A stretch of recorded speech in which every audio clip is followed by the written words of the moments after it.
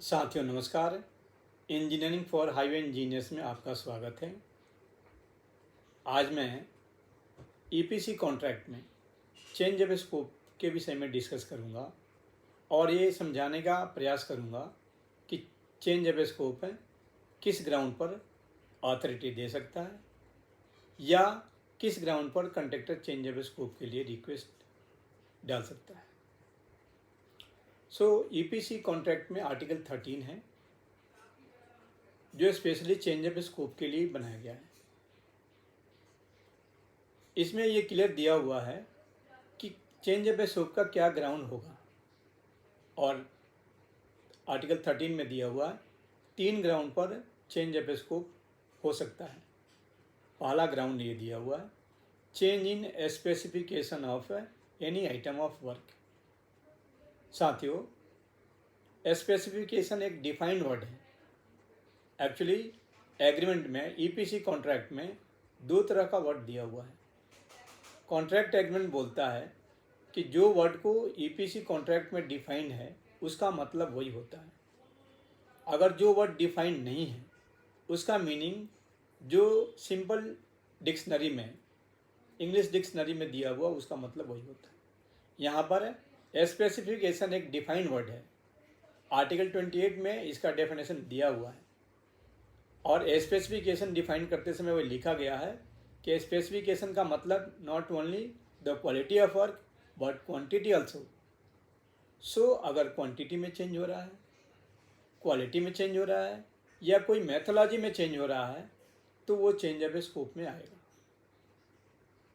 दूसरा पॉइंट आता है omission of any work from the scope of work. अगर अथॉरिटी कोई वर्क को ओमिट कर रहा है वो भी चेंज ऑफ स्कोप में आएगा। यहाँ पर एक मैं एडिशनल इंफॉर्मेशन देना चाहूँगा। एक्सेप्ट आर्टिकल 8.3.3 जिसमें दिया हुआ है कि अगर कोई प्रोजेक्ट लेंथ है, कोई part of project municipal limit में हो या फिर रिजर्व फॉरेस्ट एरिया में आता हो और उसका क्लियरेंस अथॉरिटी 240 डेज में नहीं किया हो तो वो length that part of project is deemed to be descope from the project scope of work होता है। उसके लिए चेंज ऑफ स्कोप नहीं बोलते हैं उसको।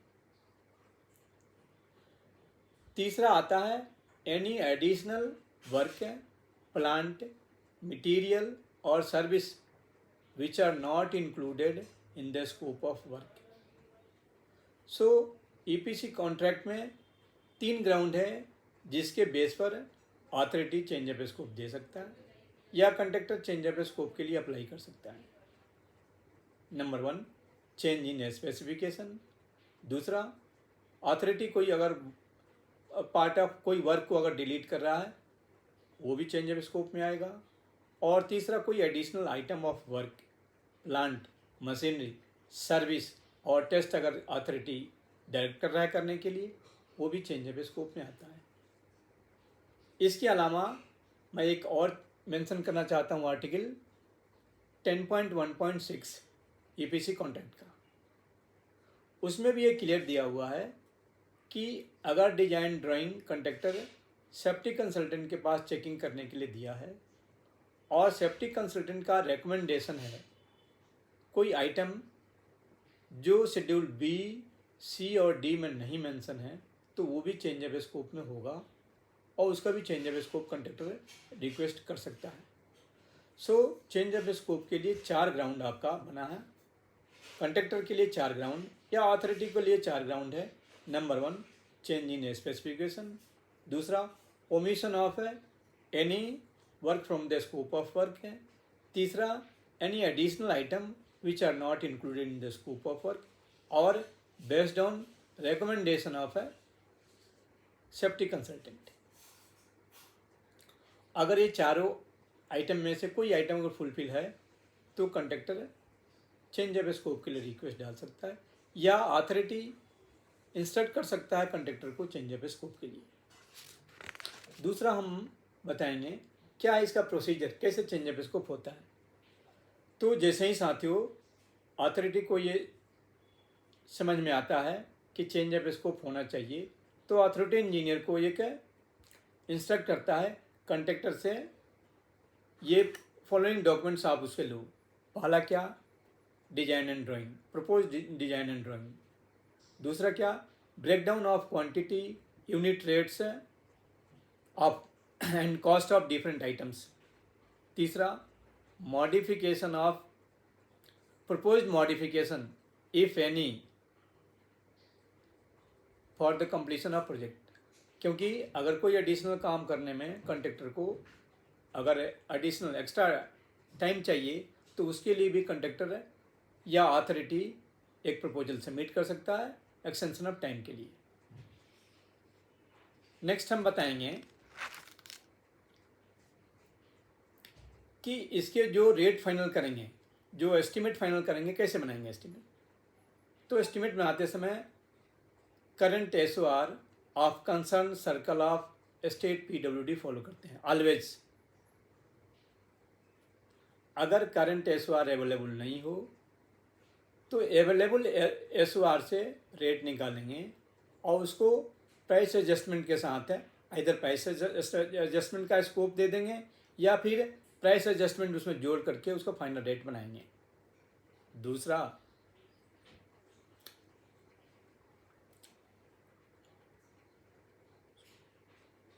अगर वर्क है जिसमें काम करना है अगर सिमिलर नेचर का नहीं है, जो ऑलरेडी हम कर रहे हैं उससे सिमिलर नेचर का नहीं है, तो मूर्त डेटा बुक से उसका रेट एनालिसिस करेंगे। बट रेट फाइनल करते समय करंट एसओआर फॉलो करना है। इफ़ अगर मूर्त डेटा बुक में भी कोई आइटम नहीं दिया हुआ है या रिक्विसाइट इंफॉर्मेशन नहीं है तो अथॉरिटी इंजीनियर जो रेट फाइनल करेगा वो फाइनल रेट होगा। नेक्स्ट, जब रेट फाइनल हो गया, नेक्स्ट आता है कि ये पूरे ड्राफ्ट बना करके कॉन्ट्रैक्टर अथॉरिटी और अथॉरिटी इंजीनियर को सबमिट करेगा। अथॉरिटी इसको चेक करके अगर उसको लगता है कि चेंज ऑफ स्कोप दिया जाना चाहिए तो change of scope order issue करता है।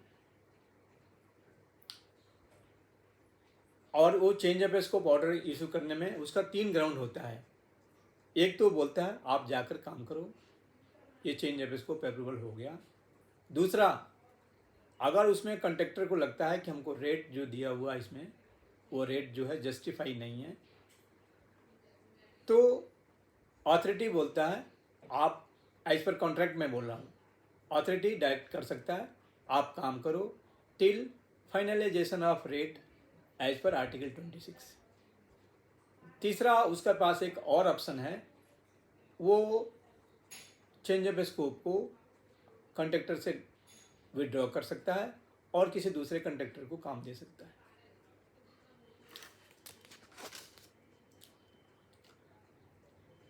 नेक्स्ट है चेंज ऑफ स्कोप का लिमिटेशंस है। फाइनेंशियल लिमिटेशन मैं बोल रहा हूँ इसमें, क्योंकि चेंज ऑफ स्कोप किसी कॉन्ट्रैक्ट में दिया हुआ है कि चेंज ऑफ स्कोप 10% से ज़्यादा नहीं होगा। किसी किसी कॉन्ट्रैक्ट में लिखा हुआ है कि अथॉरिटी और कॉन्ट्रैक्टर एग्री हो तो चेंज ऑफ स्कोप 10% से ज़्यादा भी हो सकता है। इस केस में मेरा सजेशन अथॉरिटी का भी है और कॉन्ट्रैक्टर का भी है कि आप एज पर आर्टिकल 27.8 एक सप्लीमेंट्री एग्रीमेंट करके आपने उसका जो लिमिट दिया हुआ 10% को एक्सीड करके आप उसको बढ़ा सकते हैं। दूसरा, मैं कुछ और यहाँ पर सबमिशन करना चाहता हूँ। आज के डेट में जो नॉर्थ ईस्ट में काम चल रहा है, मेरे पास बहुत से अथॉरिटी या अथॉरिटी इंजीनियर या कॉन्ट्रैक्टर कॉन्टैक्ट करते हैं और इस चीज़ पर सजेशन लेते हैं कि जो चेंज ऑफ स्कोप हम प्रपोजल सबमिट करने वाले हैं उसका कॉस्ट एग्रीमेंट कॉस्ट से भी बहुत ज़्यादा आ रहा है। उस केस में अथॉरिटी के पास कंपल्सन है भाई, वो चेंज ऑफ स्कोप नहीं दे सकता है, क्योंकि एक तो लिमिटेशन है कि 10% ज़्यादा नहीं होगा। दूसरा, change of scope contract price से ज़्यादा कैसे हो सकता है। तो इस केस में मैं अथॉरिटी को भी सजेस्ट करना चाहता हूँ कि अगर उसको लगे कि चेंज ऑफ स्कोप देना है, क्योंकि प्रोजेक्ट को टाइमली कंप्लीट करना चाहता है, क्योंकि रीटेंडर में टाइम और भी एक्सटेंड हो जाता है। दूसरा, उसका कॉस्ट भी बढ़ जाता है प्रोजेक्ट का। तो अगर वो चाहे अथॉरिटी तो चेंज ऑफ स्कोप दे सकता है, बस उसको आर्टिकल 27.8 के अनुसार एक सप्लीमेंट्री एग्रीमेंट करना है और उसको लिमिट को चेंज करके ऐसे आप प्रोविज़न ला करके वो चेंज ऑफ स्कोप दे सकता। अदरवाइज दूसरा उसके पास एक ऑप्शन और है कि वो पोर्शन को डी स्कोप करे और डी स्कोप करके फ्रेश टेंडर निकाल करके उसको change of scope fresh tender निकाल करके उसको नया किसी कॉन्ट्रैक्टर को अपॉइंट करे। कॉन्ट्रैक्टर को भी मेरा ये सजेशन है कि ऐसे अगर चेंज ऑफ स्कोप इतनी क्वांटिटी में आ रही है, इतना अमाउंट में आ रहा है जो कॉन्ट्रैक्ट प्राइस से ज़्यादा हो रहा है, तो उसके लिए